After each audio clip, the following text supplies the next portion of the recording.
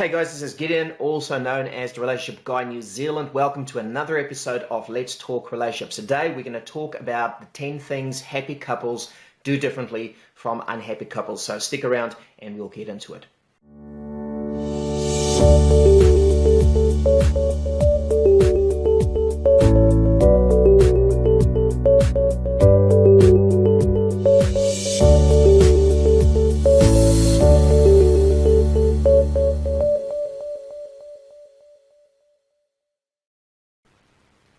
Hey guys, this is Gideon, and today we're going to talk about the 10 habits or the 10 things happy couples do differently from unhappy couples. Now, there's this idea in the field of NLP or neuro-linguistic programming that really changed my life when I learned it a couple of years ago. It's this idea, what they call modeling. Now, we're not talking about the stuff where women and guys, walk down the catway showing off their clothes and stuff, or the lack thereof. Modeling is really this idea that for every result you and I want to create or obtain in our life, there's already somebody that's out there that's already done that. And all we need to do is we need to go and find those people, learn what they've done, and replicate what they've done in our own situation in order to create the same result. So if I want to be a better speaker, simply go and find somebody that is a great speaker, look at what they're doing, learn what they're doing, and replicate what they're doing in order to create a very similar result as a speaker in my own life. So when we apply this to relationships, there's just a wealth of gold that we can learn by looking at healthy couples and what they do differently from unhealthy couples and or unhappy couples. So today we're going to look at 10 things that happy couples typically do differently than unhappy couples. And these 10 things are things that you and I can replicate in our own lives. And when you do these things consistently in your own life, chances are that you will create a similar state of happiness and quality of relationship in your own life. So what I want you to do before we go through this list is actually grab a piece of paper, and I want you to quickly make the numbers 1 to 10, and as I talk through these, and I'm not going to be too long on them, I'm just going to sort of list them for you and maybe say 1 or 2 things about them. But I want you to then make basically a tick next to each number as we go through them. Give yourself a score, and at the end of the 10, I want you to give yourself then count them all together and tally them up and see how much you've got out of 10. And then you kind of keep your score, and then you go and give the same list to your partner and ask your partner to score you on exactly the same stuff. And then you can do it vice versa. They can do it for you, you can do it for them, and see whether you come up with the same scores or not. Typically, we would probably come up with different scores, and it will be a great topic for conversation at your next date, why you kind of see things differently, and also turn it into a to-do list to kind of work on those things. So just a fun little thing you can do at the end. But let's quickly go through the 10 things happy couples do differently from unhappy couples, and can I also say unhealthy couples. So the first one is that happy couples typically say I love you quite often. In fact, they do it most likely daily, perhaps a couple of times per day. But healthy couples understand that their partners need to know how they feel about them. And when I say saying to your partner that you love them, I don't mean just sort of as a matter of fact, but healthy couples or partners in healthy relationships, they typically say to their partners that they love them and actually mean it. Our partners need to know consistently and frequently how we feel about them. We need to validate, and we need to, in a sense, affirm our love that we have for them, rather than just assume that they know how we feel about them. Tell them, show them, because they need to know this. Healthy couples do this consistently, and therefore they create different results than people who kind of, say they love each other every other month, I guess. The second thing that healthy couples do differently from unhealthy couples is that they kiss passionately for absolutely no reason. Now, the emphasis here is on kissing that doesn't lead to anything else. Now, I know one of my wife's major complaints, and this is kind of a complaint I've heard with many female clients in counseling or in my coaching practice, is that they don't want to, kiss their husbands or their partners because it always leads to something else. But healthy couples kiss passionately, the emphasis on kissing and passionately, for absolutely no reason, because kissing is perhaps even more intimate than, sexual intimacy, and because it's a very, very intimate thing to do. And so happy couples kiss passionately for absolutely no reason, and again, that's a form of communicating how they feel about their partners for absolutely no reason apart from the fact that they actually love them and they want to show that form of affection. The third thing that happy couples do completely differently from unhappy couples is that they actually make time for each other. Now, this is an absolute no-brainer, but you'd be absolutely surprised how many couples I've worked with that are struggling, and they would be, I guess, identified or classified as unhappy or sometimes even unhealthy couples, how little time they actually make for each other. They're so busy with the kids, they're busy with their jobs, they're busy with their businesses, they're busy with all sorts of things. But when you ask them, how many times have you actually, been on a date this last month? How many times have you just watched a movie together? How many times have you slept together? How many times have you held hands or just talked about the future, talked about, the next vacation, whatever it is? And you'd be surprised how many of these unhealthy and unhappy couples actually don't make time for each other. They make time for everything else, but their relationship kind of, is put on the back burner as sort of a last priority on a long list of to-dos, and their relationships struggle as a result. So happy couples get this, and they make time for each other because they understand that their relationship is paramount, their relationship is priority, and they've got to nurture it. They've got to look after it in order for it to grow. You can't just leave it and hope for the best, because that does not work. The fourth thing that healthy couples do vastly different from unhealthy couples is they actually grow together, but they also grow separately. Now, this is an important thing because healthy couples, they don't spend all their time together, even though they spend most of their time together and they make time for each other, but they also understand that they need to grow as individuals apart and separate from their partners. Now, as a relationship, as a couple, they need to grow, but they also have things in place in their life where they grow as individuals, because they know if they grow as individuals, they bring that growth back into their relationship, and it makes the relationship grow even more, and it makes it even more healthy. Now, unfortunately, unhealthy couples and unhappy couples, typically they grow separately, and because they basically only grow separately as individuals, they end up growing apart and they drift away from each other.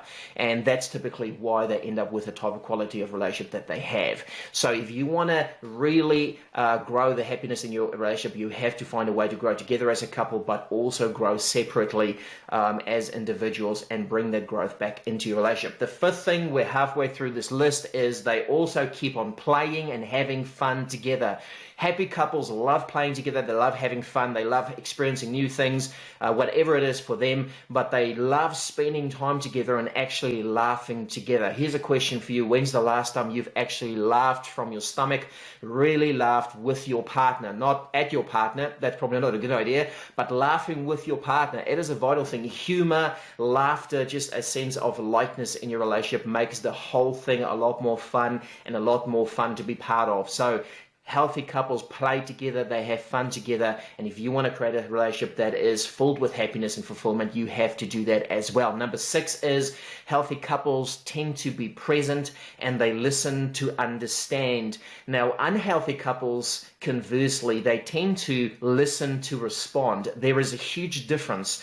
Couples who struggle with communication, and I get this all the time when you ask people, what do you want help with? Communication and sex, they're usually the top ones people want to have help with. Now, mostly, or the big reason why a lot of couples struggle with communication is because they don't listen. And when they do listen, they simply listen insofar they want to respond or have a sort of a nice comeback or a smart type of comeback. The problem is that almost always communicates to your partner that you're actually not hearing them at all.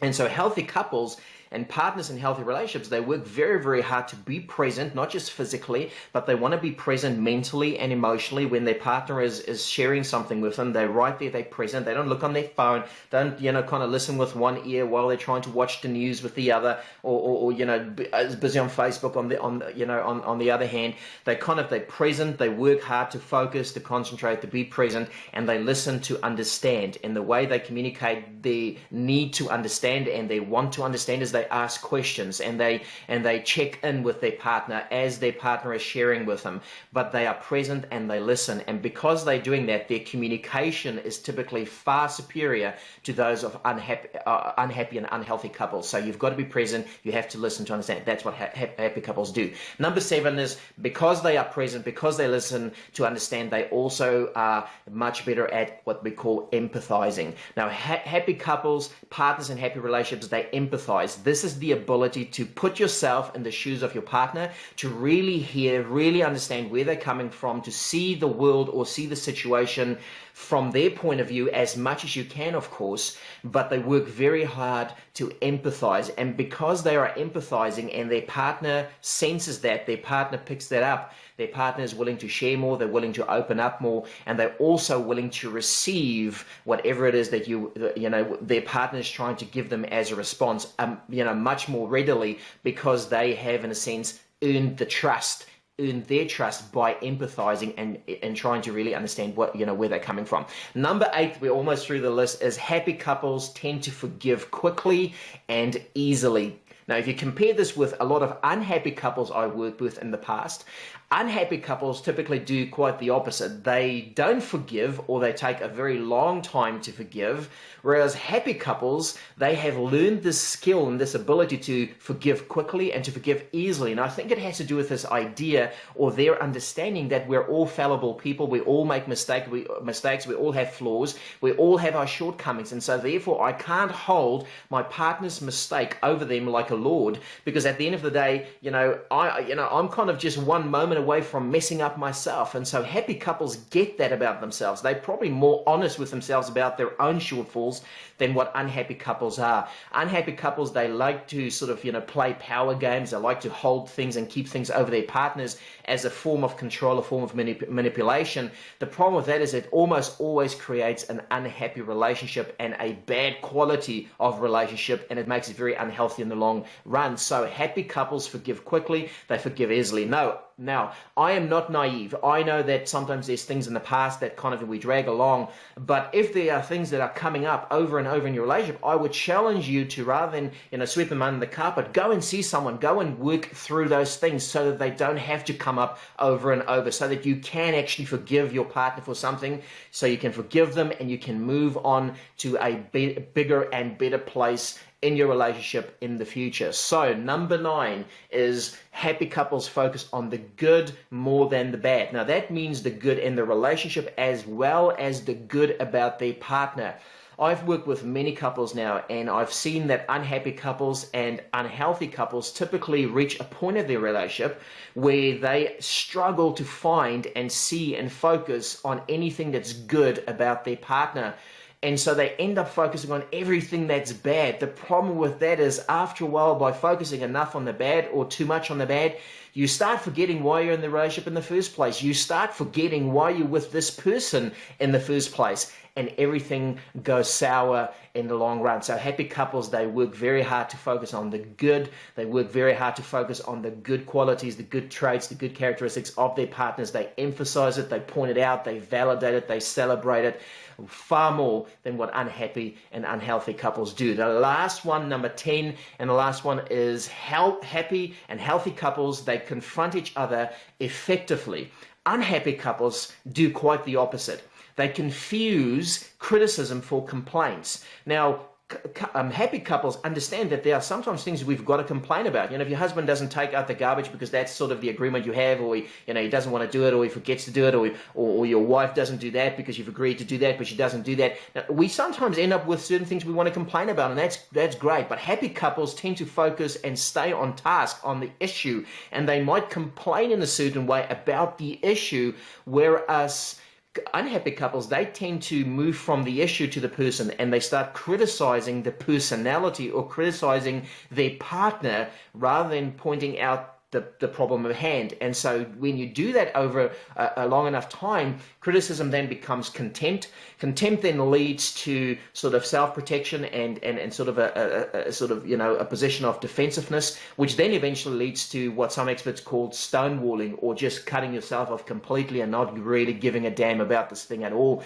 which is then usually very, very hard to come back from if you've reached that point as a relationship. So happy couples, they confront each other very, very effectively. They know how far to push each other when they are talking about difficult things, and they have ways to communicate that to each other, that I've heard enough, don't keep pushing, I'll go and think about it, we'll come back and we'll deal with it. But they confront each other quite effectively, whereas unhealthy and unhappy couples do not do that. They just keep pushing, and until the whole thing breaks. So 10 things that happy couples do completely differently from unhappy couples. How did you go?